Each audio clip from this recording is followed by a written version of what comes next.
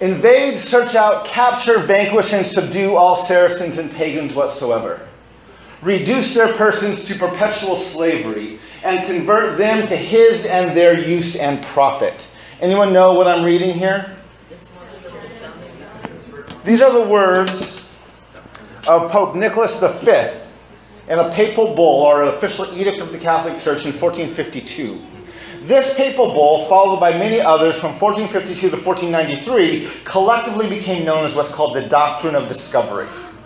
The Doctrine of Discovery is this series of papal bulls that is the church in Europe saying to the nations of Europe, wherever you go, whatever lands you find not ruled by Christian rulers, those people are less than human, and the land's yours for the taking.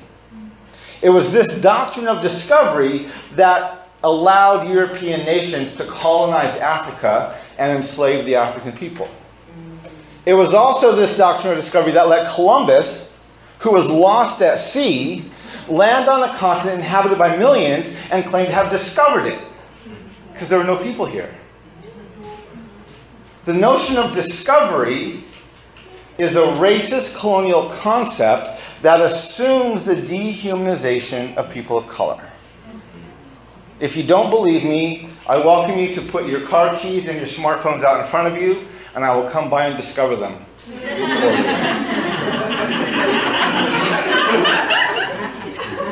Discovery requires the dehumanization of the people who are already there. Otherwise, I would be stealing them.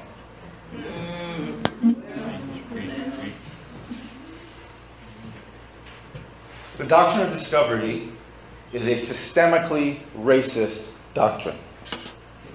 In 1763, King George drew a line down the Appalachian Mountains. And he said to the colonies that they no longer had the right of discovery of all lands west of Appalachia. This upset the colonists, and so they wrote a letter of protest. In their letter, they accused the king of raising the conditions of new appropriations of land. They went on in this letter to write that he has excited the domestic insurrections amongst us and has endeavored to bring on the inhabitants of our frontiers the merciless Indian savages. They signed this letter July 4th, 1776. 30 lines below the statement, all men are created equal, the Declaration of Independence refers to natives as merciless Indian savages. The only reason they said all men is because they had a very narrow definition of who was and who was not human. There it is, right here. Merciless Indian savages.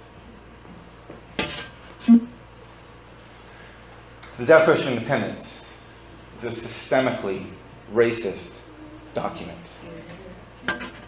A few years later, the colonists wrote down the words, "We the people of the United States," in order to form a more perfect union, to establish justice, ensure domestic tranquility, provide for the common defense, promote the general welfare, and secure the blessings of liberty to ourselves and our posterity, do ordain and establish this Constitution of the United States of America. However, just a few lines later, Article 1, Section 2, they never mention women, they exclude natives, and they count Africans as 3/5 of a person. Clearly, we the people does not mean everybody. We the people means white landowning males. Now maybe you're thinking, but wait, we corrected that. Yeah, and then about 90 years later, we passed the 14th Amendment. The 14th Amendment extended the right of citizenship to any person born under the jurisdiction of the government in this continent. However, that did not give women the right to vote. That didn't come until 1910 with women's suffrage.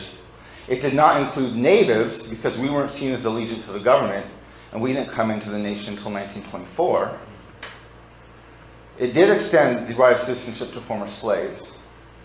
But we often forget that it was the 14th Amendment in 1970 that was part of Roe versus Wade that was now used to conclude that unborn babies are not human and therefore they can be aborted. What this demonstrates is that the heart of our Constitution is not a value for life, but a practice of dehumanization and a value for exploitation and profit. Therefore, the Constitution of the United States is a systemically racist document that assumes the dominant has the right to decide who is and who is not human. In 1823, two men of European descent were in litigation over a piece of land. One bought the land from the government, the other bought the land from a native tribe. They wanted to know who owned it. In deciding the case, the court had to decide the principle upon which land titles were based. And they decided that the principle was that discovery gave title to the government by whose subject or by whose authority was made against all other European governments, which title might be consummated by possession. The court essentially went on to say that based on the doctrine of discovery, natives only had the right of occupancy to land, while Europeans had the right of discovery to the land, and therefore the true title to it. This created a Supreme Court legal precedent for land titles, the reason you can buy and sell property in the United States, that was referenced by the court as recently as 2005.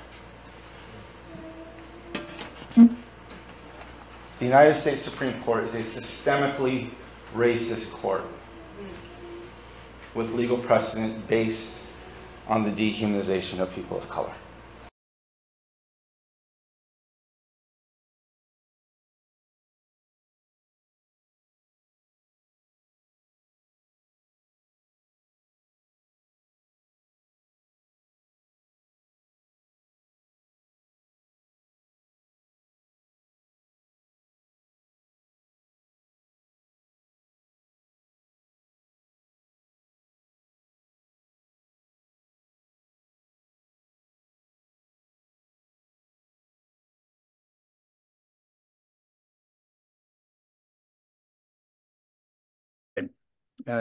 Just as a quick comparison, imagine that we're back in the 1950s. Imagine that the doctrine of separate but equal is still U.S. law, and imagine that there are classes being taught about it, and that it's basically being presented as a pretty good thing. It has some problems, but of course everything has problems, and we have to work with what is given to us because this is the way law works, in which this is simply presented as it's the way it is. And we now are going to try to work our way around in this maze and figure out some way to make this bad doctrine be a good thing. And we see it in even the highest levels of the courts, and we see it applauded in the media, the Christian discovery doctrine, that the colonial powers acquired ownership of the continent. And the U.S. has adopted that doctrine. That's the McIntosh case, the Johnson v. McIntosh. Not a single paper that I saw, not a single news report went anywhere near that.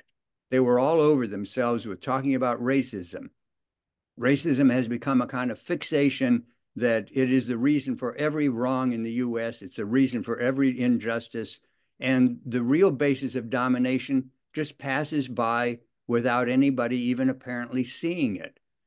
Let's wake up in the law schools and in the brief writing to challenge what has to be challenged. And let's wake up in journalism and commentators and legislators to realize this is the same point. Here's what the target is. Let's aim at the target. Doctrine of Christian discovery is not just something that happened, 200 and some, 400 and some years ago, because the doctrine still goes on. The doctrine is what is being used by the U.S. government to take over the Apache land at Oak Flat.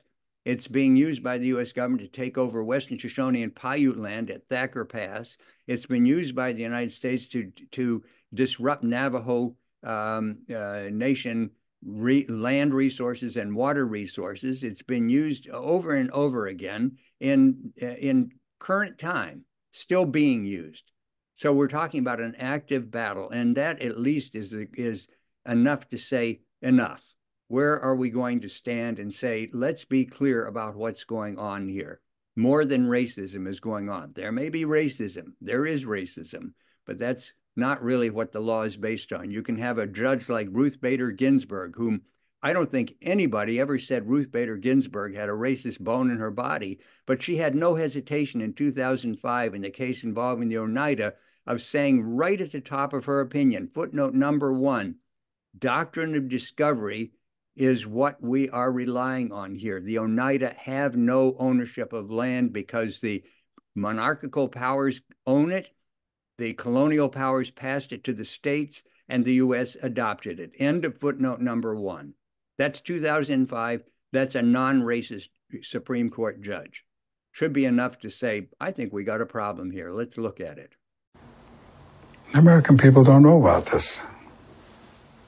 Well, it's time they learn. I think we always wondered why did they think it was right or just to do what they did was, to take our lands and to push us off our lands and try to eliminate us as a people.